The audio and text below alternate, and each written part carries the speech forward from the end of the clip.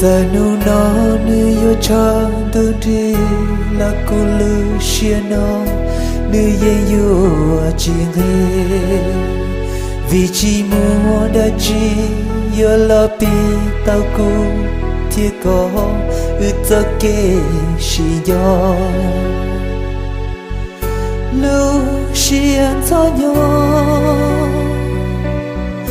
vì chỉ muốn có